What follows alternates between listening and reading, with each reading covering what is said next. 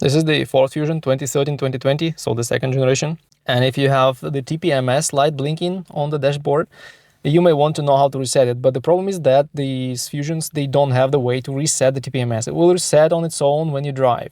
So there are two patterns for this TPMS light. If it blinks when you start the car, it blinks for about 1 minute and then it goes solid.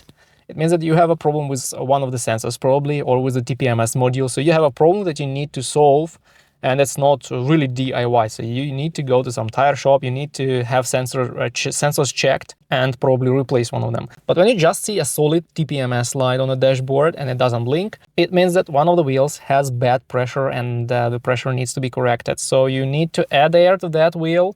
And after that, you need to drive for about 10 miles, I believe, and the TPMS will reset on its own. If it doesn't reset, you still see this light, you'll probably need to go and check the sensors.